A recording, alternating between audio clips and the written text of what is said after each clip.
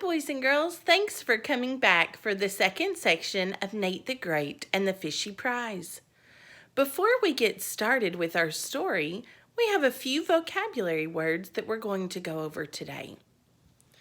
If you remember, we've talked about the words contest and judge. Let's talk about these two words here. The first word is smudge. A smudge is a spot or a streak. Nate looks for clues for where the prize went. One of the clues he is looking for are smudges of gold paint.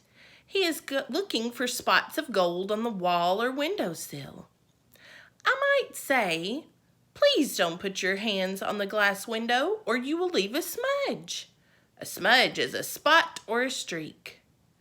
The next word is stampede. Stampede is a noun that means a large group of animals or people that run in a wild way. Nate describes what happened in Rosamond's room as a stampede. All of the animals were running about wildly.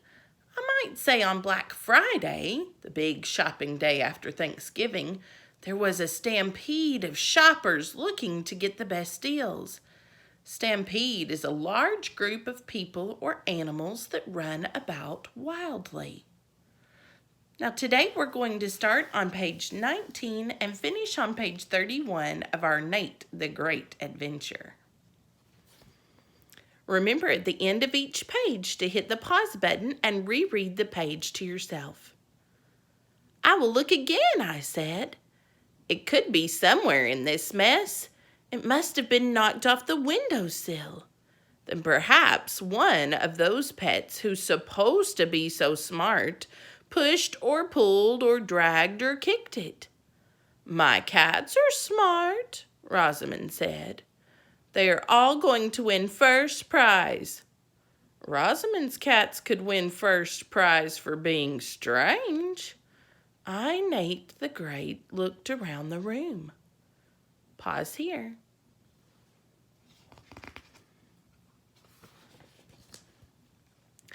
Did you paint the can in this room, I asked. No, Rosamond said.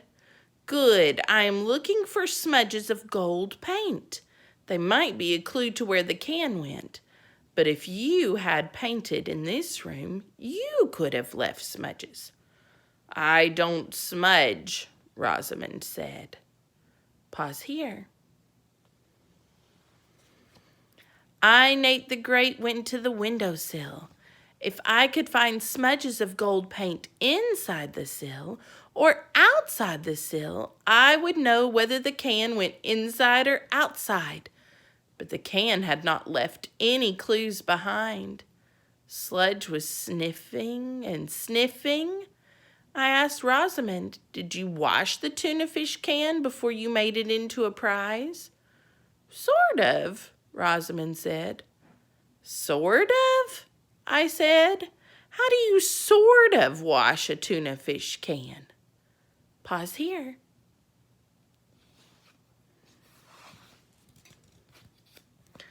My cats licked it, Rosamond said.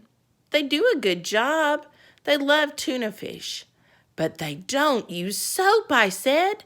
That means the prize may still smell fishy. That is a clue.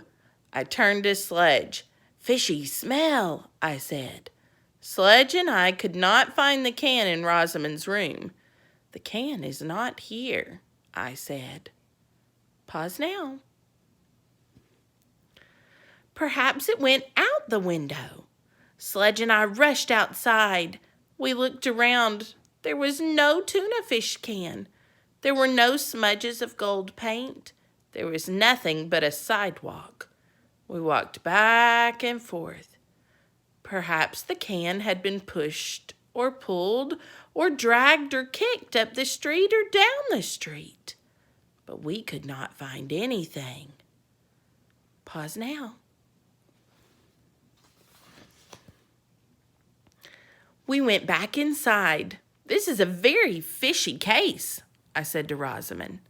The can was on the windowsill, so it had to be knocked inside the house or outside the house. But it isn't inside, and it isn't outside. Maybe someone took the can on purpose, Rosamond said. I, Nate the Great, did not want to tell Rosamond that no one would take her tuna fish can on purpose, that it was the dumbest prize for the smartest contest. I will have to speak to everyone. Pause here. Who was in this room? I said. Perhaps someone saw what happened to the tuna fish can. Sledge and I rushed to Claude's house. Claude was there with a pig. Claude is always losing things. I was glad he had not lost the pig. Claude was brushing the pig's bristles while she ate a big pile of food. Pause again. I am getting Anastasia ready for the smartest pet contest, Claude said. Anastasia oinked. I watched her eat. The food was disappearing fast. I was thinking, pause now.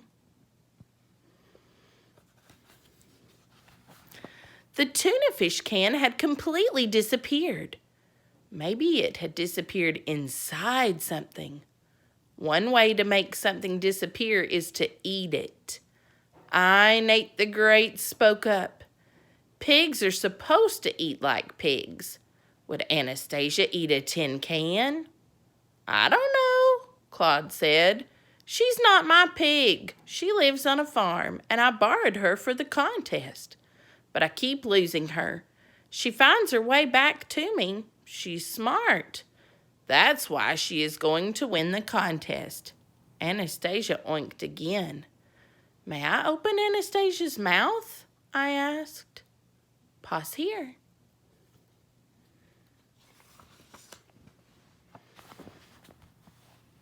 If you really want to, Claude said. I, Nate the Great, did not really want to open Anastasia's mouth, but I had a case to solve. I had a job to do. Slowly I opened her mouth. Quickly I closed her mouth. Anastasia did not eat the tuna fish can, I said. How do you know? Claude asked. Because the gold paint on the can was wet. Anastasia would have a gold mouth if she had eaten the can. Tell me, did you see the can on Rosamond's windowsill? I saw it, and I didn't see it. Pause here, friends. Claude said, that is an interesting answer, I said. I, Nate the Great, say that is an interesting answer. Well, I saw the can on the windowsill just before everyone started to run around, Claude said. When it was all over, I didn't see the can anymore. That is an old clue, I said. Pause now. I already know that the can disappeared during the animal stampede. I, Nate the Great, need a new clue, and I need it fast. Sledge and I left. I was sorry I had seen Anastasia. She made me feel very hungry. I wished I had time to go home and make pancakes with the things I had bought at the supermarket. But I hadn't even had time to unpack them, and I knew there was not enough time left. Pause here. To talk to everyone else who had been in Rosamond's room. Annie, Oliver, Pip, Finley, and Esmeralda were left. I decided to go to Esmeralda's house. I had 2 reasons. Esmeralda is smart. Esmeralda does not have a pet. Perhaps she had a chance to see something when everyone else was busy with their pets. Esmeralda was sitting quietly outside on her steps. Pause here. That's the end of this section for today, boys and girls. I'm so glad you came back to hear this part. And don't forget to come back tomorrow for our last section. I'm going to give you a few reminders about your journal writing assignment this week. We are writing a summary of the most important events in our story. Yesterday, you wrote the topic sentence and wrote what happened first and next in the story. Now you will add what happens then and last. Tomorrow you will watch the final section of our book and write a conclusion. And then on Friday you can turn in your 5-sentence paragraph. Bye-bye.